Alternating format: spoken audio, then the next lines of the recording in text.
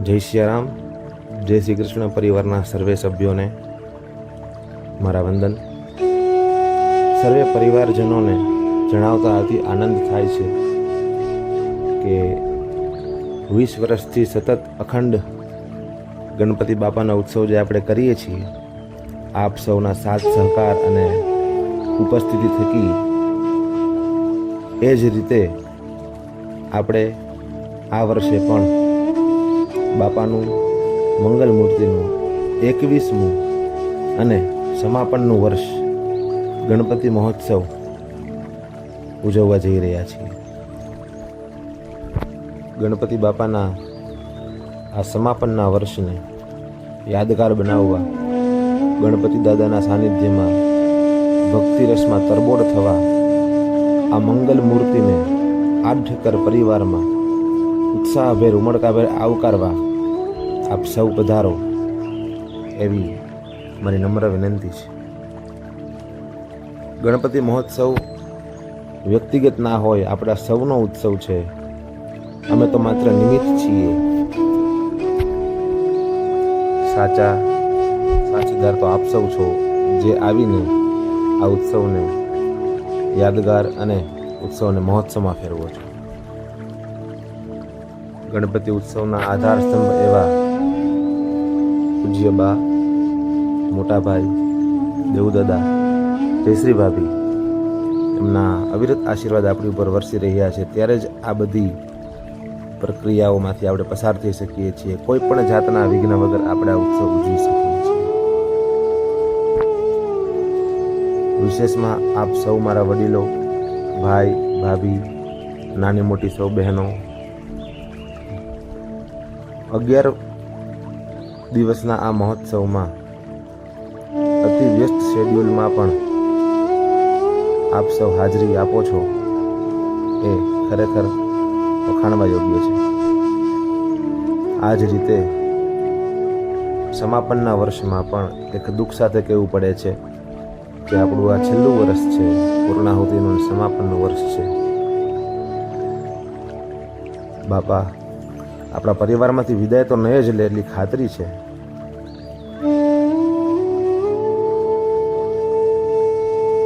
જેને આપણે સાક્ષાત જોઈ શકીએ છીએ કે અહીંયાથી વિદાય લેતા પહેલા એ કપિલભાઈની ઘરે સ્થાપિત થઈ ચૂક્યા છે.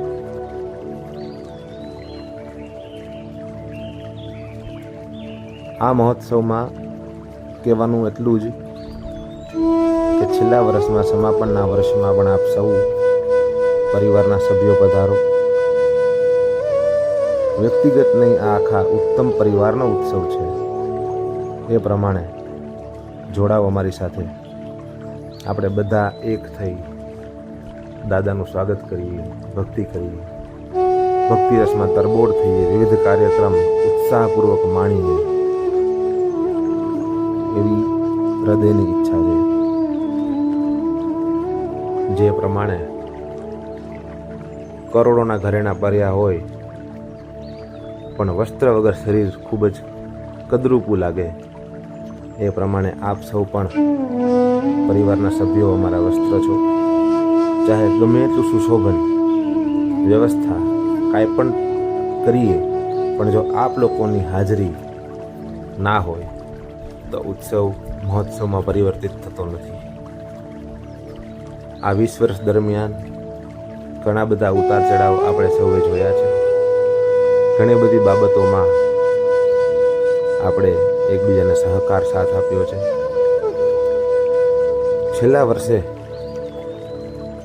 સૌનો આવવાનો આગ્રહ એટલા માટે છે કે હવે ખબર નથી ક્યારે પછી આ પ્રમાણનો ઉત્સવ આપણે ઉજવી શકીએ.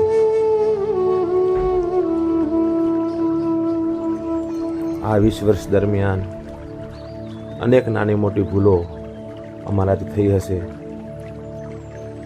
તો આપ હૃદય વિશાળ રાખી એને ક્ષમા કરી અને મહોત્સવમાં આનંદ કરવા માટે ઉપસ્થિત રહેજો.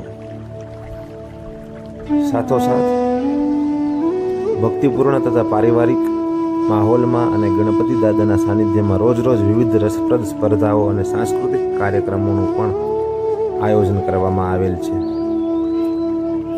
આ બધા જ પ્રસંગે, શુભ પ્રસંગે આપની હોંશિયારી ઉપસ્થિતિ આપણા પરિવારના આ મંગલ અવસરનું મોંઘેરું સંભારણું બની રહેશે. એક સરસ મજાની યાદી તૈયાર થાય. 21મું વર્ષ ધામે ધૂમે આપણી પેઢી પણ યાદ કરે એવું ઉજવીએ. અવિરત આશીર્વાદ આપણા પૂર્વજોના અને ગણપતિ બાપાના વરસી રહ્યા છે એનું એકમાત્ર ઉદાહરણ કે 21 વર્ષ આપણે અખંડ ઉજવ્યા છે. જ્યારે 2004માં ગણપતિ મહોત્સવની શરૂઆત કરી ત્યારે નહોતી ખબર કે આટલા બધા વર્ષો આપણે ઉજવી શકીશું. કોઈ પણ પરિસ્થિતિમાં આપણને દાદાએ ખૂબ સહાય કરી છે. આપ સૌએ પણ એટલો સાથ સહકાર આપ્યો છે જે ક્યારે પણ ભૂલી શકાય એમ નથી. આટલા વર્ષોમાં ઘણા બધા સ્વજનોને પણ આપણે ગુમાવ્યા છે. મને ખાતરી છે એ સ્વજનો પણ કોઈને કોઈ સ્વરૂપે આપણી વચ્ચે આ પૂર્ણાહુતિના વર્ષમાં હાજર અવશ્ય રહેશે. વધુ કાંઈ નહીં કહેતા ફરી એક વખત આપ સૌને વિનંતી કરું છું કે મારા મમ્મી અને પપ્પા